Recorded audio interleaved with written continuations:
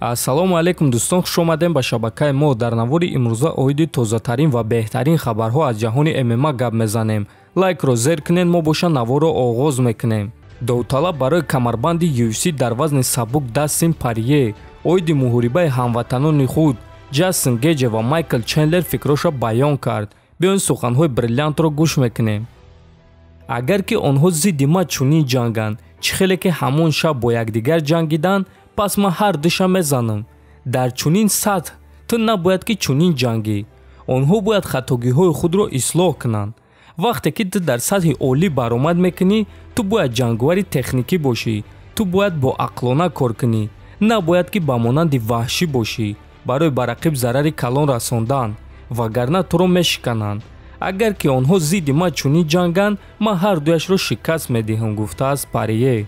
хотиррасон мекунем ки Джастин Геҷе ва Майкл Чендлер дар турнири UFC 268 вохӯрда буданд ва Геҷе бо қарори доваро ғалаба ба даст овард. худи Порье боша аллакай рӯзи 12 декабр дар турнири UFC 269 барои камарбанд бо чемпиони вазни сабук Чарлз Оливера муҳориба мегзаронад. расман саҳнаи муҳориба ва рақиби навбатии варзигари бебохти тоҷик Бахтиёр Абдулоев муайян шуд. акнун Бахтиёр Абдулоев бо рекорди 8-0 рӯзи 11 декабр дар турнири Slime FC 4 дар қафас бо варзигари итолиявӣ Микеле Баяно бо рекорди 5-0 вохоҳад хӯрд. муҳориба дар вазни ним сабук мегзара ва барои камарбанди ташкилоти Slime FC мешава ва ин муҳорибаи асосии турнир хоҳад шуд. Микеле Баяно охирон муҳорибаи худро рӯзи 10 июли ҳамин сол зидди Манола Шиано гузаронда дар дуюм раунд бо тариқи сабмишн ғалаба ба даст овардааст.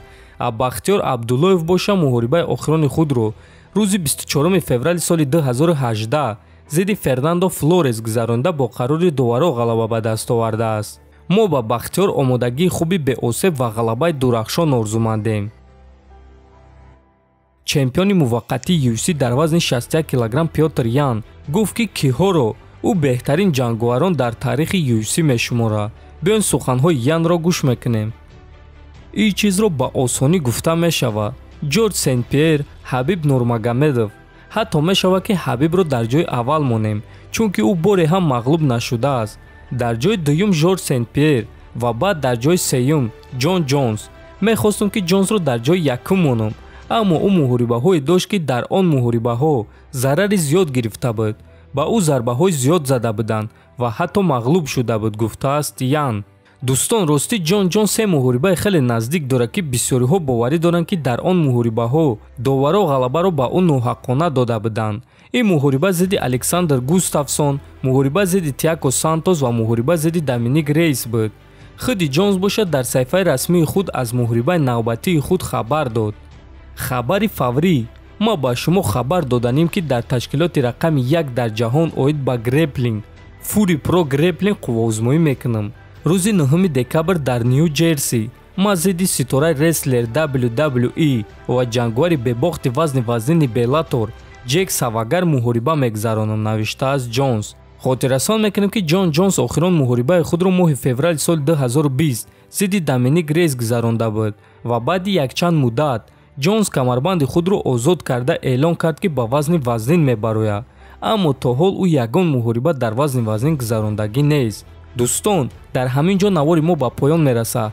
ҳатман фикр ақидотонро нависед, дар канал обуна шавен то боздид хонободу сарбаланд бошед. дӯстон, аллакай чанд моҳ мешавад ки мо бо ширкати шифофармо ҳамкорӣ мекунем ва ба шумо низ тавсия медиҳем, чунки шумо аз ширкати шифофармо метавонед доруҳои гиёҳии оригиналро дастрас кунед.